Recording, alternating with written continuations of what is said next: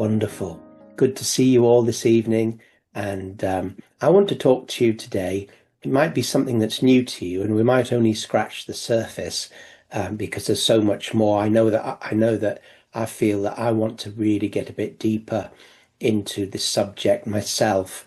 And I want to talk about what the Bible teaches, or an introduction to what the Bible teaches about the remnant. The remnant. There's actually something called remnant theology. And this is looking at the times, often during a catastrophe or during a time of great apostasy or backsliding, that God always keeps to himself a remnant, a remnant. So this remnant principle can be found, throughout the Bible, and it's something that we should be aware of.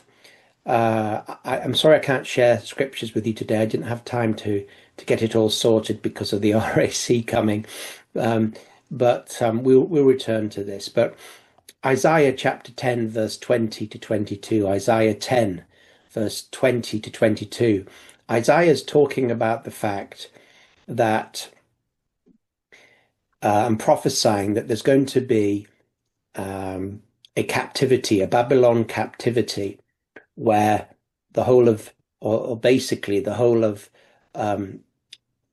Judah is going to be, Israel's gone and Judah's going to be taken into Babylonian captivity.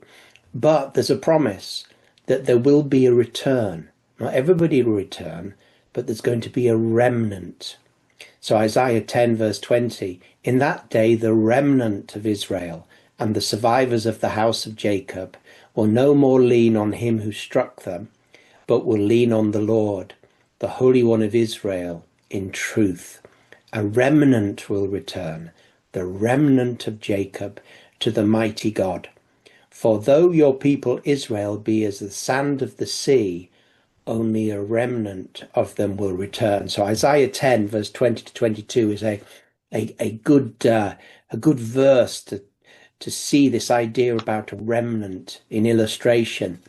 And when they all went into captivity, and we talk about the restoration of Israel when they returned, and you can read that in things like Haggai, Nehemiah, Ezra, are all addressing the return of the Jews from exile. And there was a succession of returns. There was a succession of returns.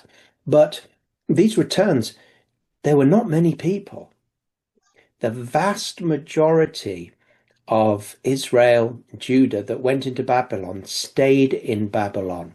And for centuries, there was a very, very strong Jewish element in Babylon until, through persecution, they were, eradicated and had to flee.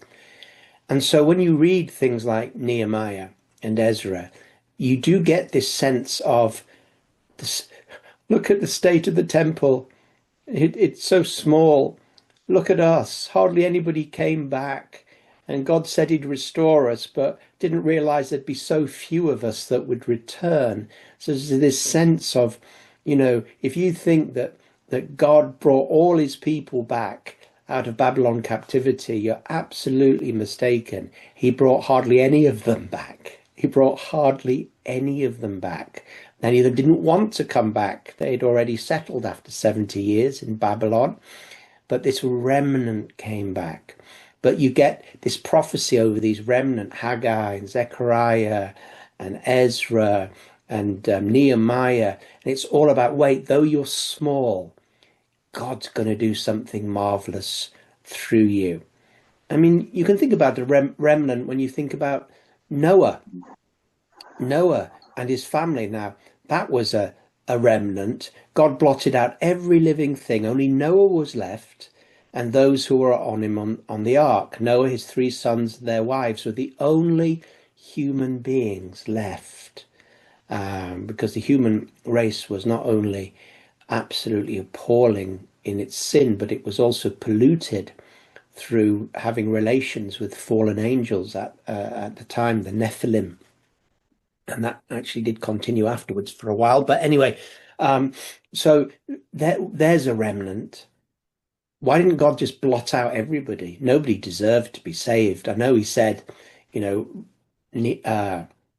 Noah's found righteousness in my eyes, but really no one's righteous, no, not one. But God did it. He preserved, he reserved, you know, uh, Noah, his wife, his three sons, and their wives. And all of us are descended from that tiny, tiny little family on an ark. We're all related to them. And it's wonderful, actually. You can actually, in the Bible and also throughout history, see how Noah's sons spread out, multiplied, and how all the nations came. You can actually do that. It's an amazing thing, especially those who are specialists in that area. So out of this whole huge world of billions, it came from a remnant of 2, 4, 6, 8 people. Wow. Wow. It's remnant theology. You know, we think of Elijah.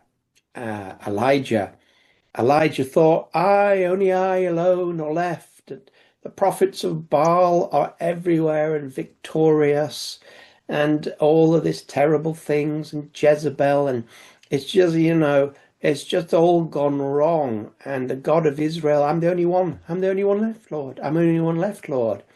And God said to him in 1 Kings 19, yet I will leave 7,000 in Israel, all the knees that have not bowed to Baal.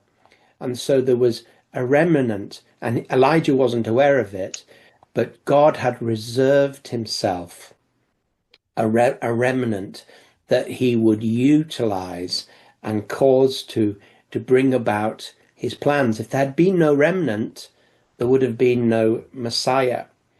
Other prophets, Amos, Micah, Jeremiah, Zephaniah, also have this idea of a remnant being spared, that there is a group of faithful people that that have been sort of like spared by God. And we've seen that in some of the prophets that we've studied recently, this element of those that are reserved, a sort of a remnant within the whole. There's a whole lump, but there's a remnant in it that is God. He's reserved and preserved his remnant. Now, you really do see this very powerfully in Romans chapter 11.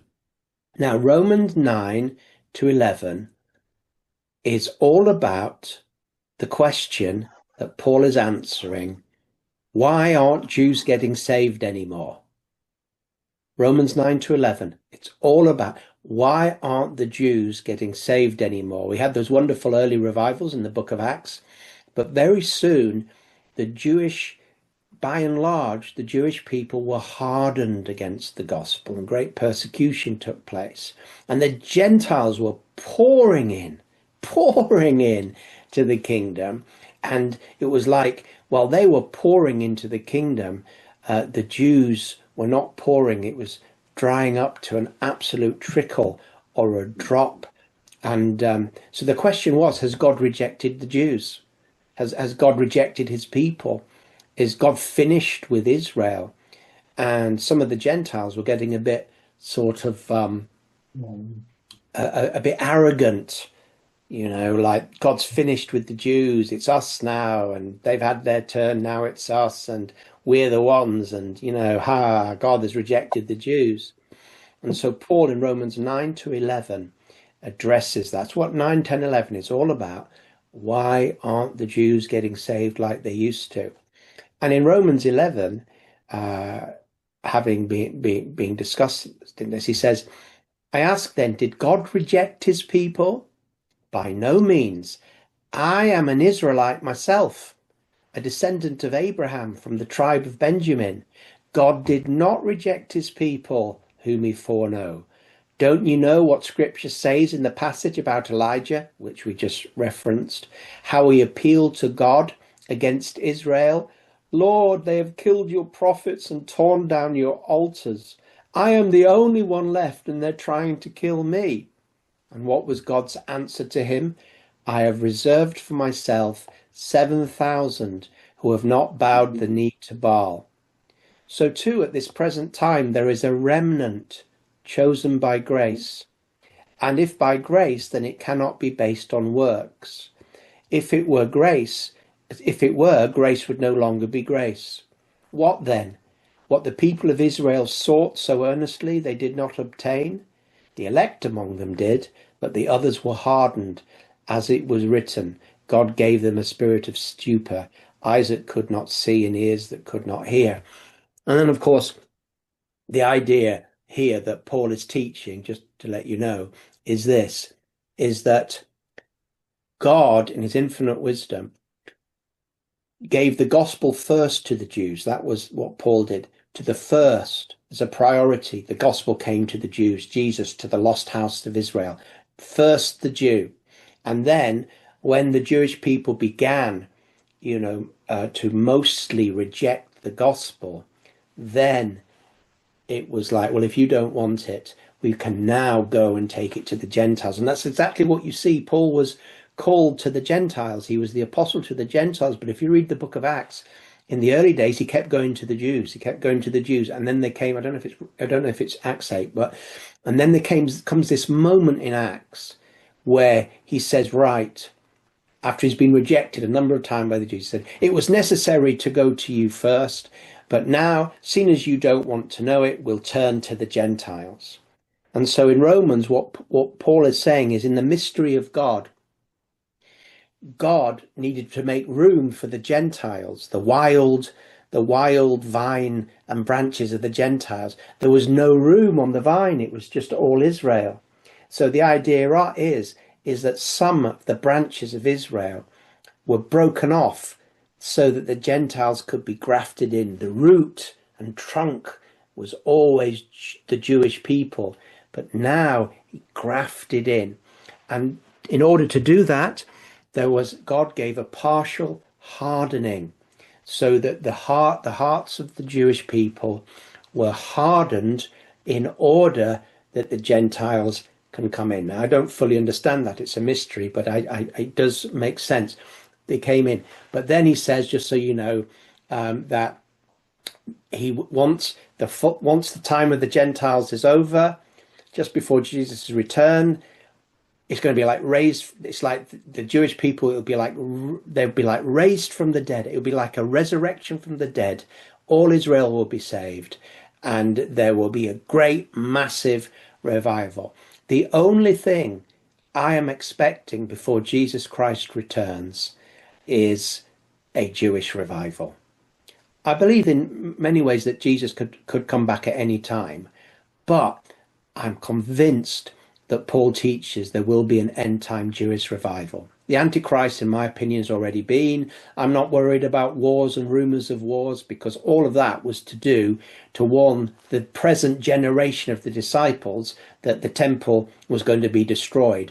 And so all of that was about then. So the only thing I am personally expecting before Jesus returns is that outpouring on the Jewish people. That's the only thing I can see in Scripture that's yet to come. All right, so we've got this idea of remnant. Now, what about in history? Well, we also see in church history there were remnants. I mean, there was even a remnant with Jesus, wasn't there? I mean, he spoke to thousands and thousands. They all followed him, thousands and thousands and thousands. But, who was left in the upper room? I mean, after all that ministry, I mean, if with all that ministry, when Jesus had gone, what was left? What was left out of all those thousands of adoring crowd? Just a few hundred, wasn't it? I mean, it looked almost like a disaster. I mean, what do the disciples think? I mean, I know they had the resurrection, but and they'd seen that. But, you know, wait a second. All of this power we've seen, and now look, there's only us. Now, at that time, they were being visited by the resurrected Christ, and he gave them the promise. So I know they weren't downhearted, but nevertheless, to anybody on the outside, it looked like Jesus's ministry was over. Just a couple of hundred or so people left, a remnant. But then, when the Holy Spirit fell, within a few hours, that remnant had grown to 3,000 men, children and wives, and whoever else gave their lives to the Lord on Pentecost. The remnant, poof, went that. And you see that in church history. I won't go into detail, but there's times when in history, in the I've written a book on revival in the in British history, and just before there's a massive revival, there was nearly always just a remnant left.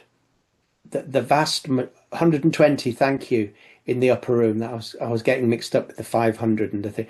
Yeah, 120 in the upper room. Is that it? 120 after 3 years ministry of signs, wonders, and da da da da da. You get the idea.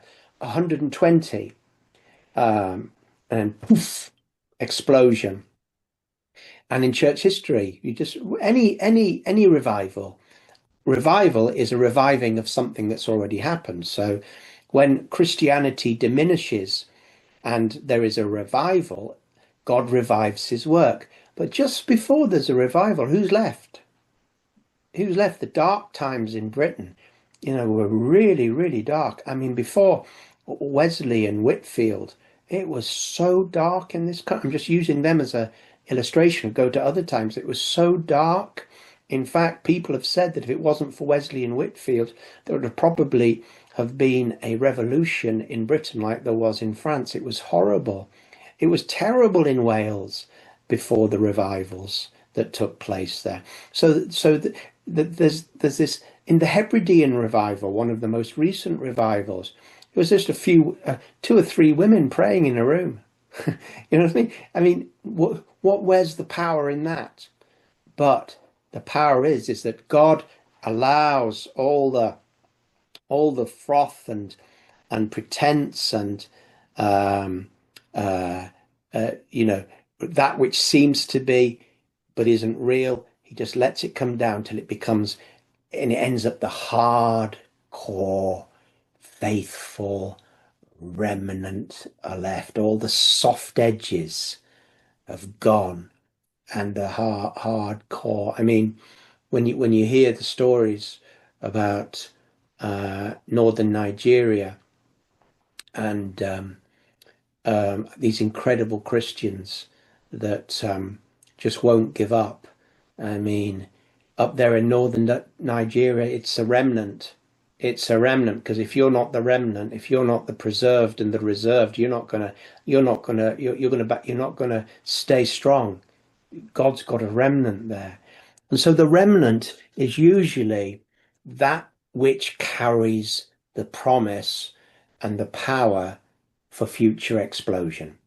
So when we talk about the remnant, it's not an excuse to have a small church. Oh, we're just the faithful. Oh, there's just us, Lord, just the faithful. That's it's not an excuse to have a small church, but there are times, and we can't use it as an excuse. It has to be the Lord.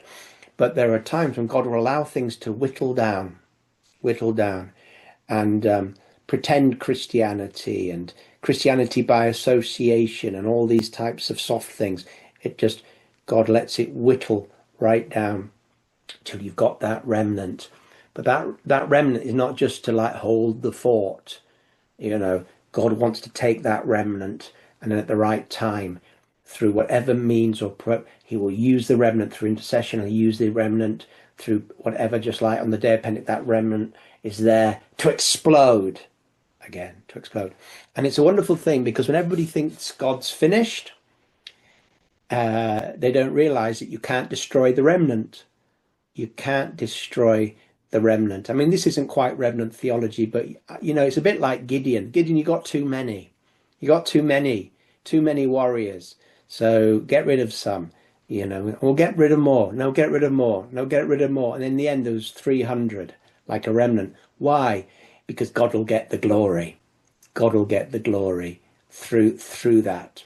And so there's sometimes cycles where God allow evil to think, allow the Jezebel, allow the Ahab to seem to have all this power, and then all those that are fake Christians, they just go behind the wayside until it's whittled down to the hardcore remnant elect of God's people, and then God takes them and does something marvelous, like He did through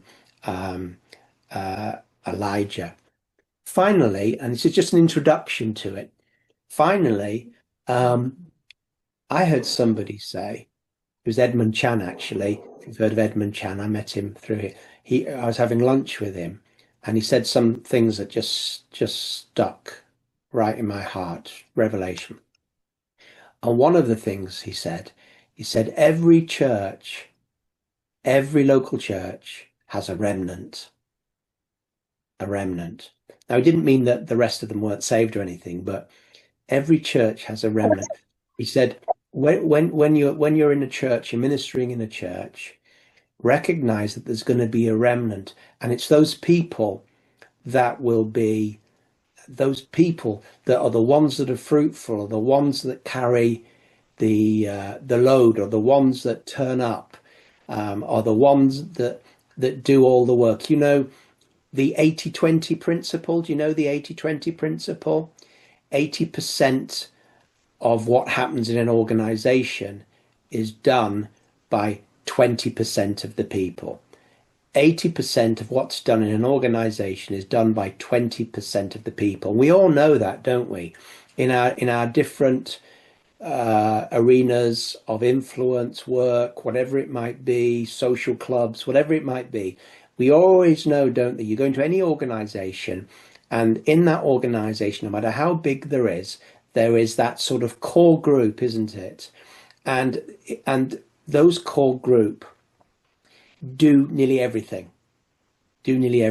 Or you're a manager in a department, a certain department. You've got a management, and you know that there's certain people who are like gold because they do more than some of the others put together. They make things happen. They're like a remnant.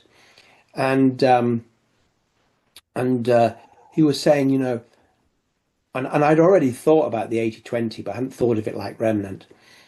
And I remember being, at my former church, KT, we had thousands of people, but there was just a remnant of hundreds that made everything happen. Do you know what I'm saying? They made everything happen. They would turn up at the important meetings. They were the ones you could rely on. They were the ones, we had thousands of people and great people, but there was that 80-20 type of principle where the 20 were doing it. And that's important because we need to recognize, we need to pastor the 80%, but we need to take special care and encouragement on the 20%. Why? Because they're fruitful. They're fruitful. So we pastor everybody, take care of everybody. But those that are the 20%, they need special care and encouragement because they're doing the job. The other thing about this idea of the church, each church having a remnant, which is a little bit of a sort of like illustration from remnant theology, is make sure you're part of the remnant. I don't mean make sure you're saved by grace, but are you part of the 20 in your church? Are you part of the remnant, part of the 20? And most of you here tonight are, because that's why you're here tonight. Do you know what I'm saying? Most of you that are here tonight are the 20 because you're here tonight.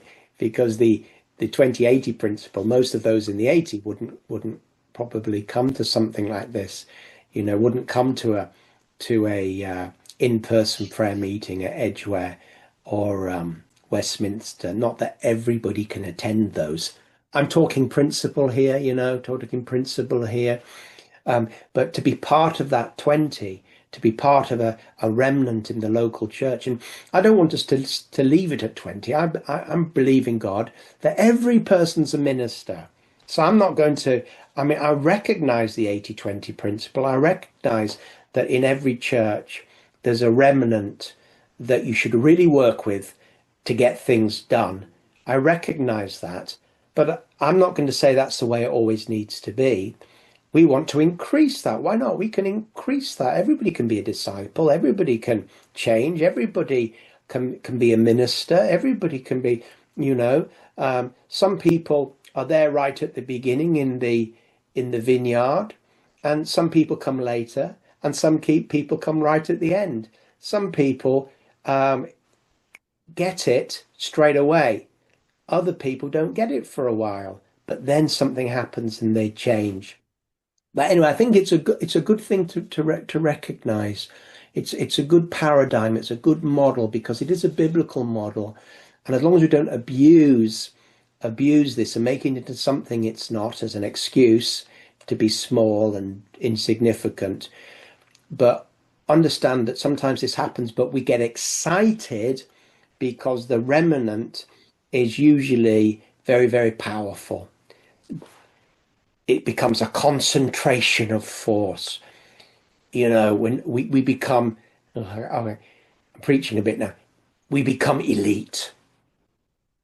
All the rest of the soldiers, uh, the battle got too much and they just wandered away, absent without leave. They got away. But the remnant got stronger. They became the SAS, the SBS. They become stronger. They become tough because of God's grace upon them.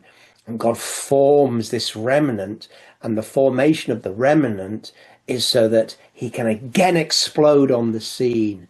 And so we have this sort of cycle of great outpourings, revival, cities saved, neighborhoods saved, sometimes whole nations saved in a day, things rapidly happening.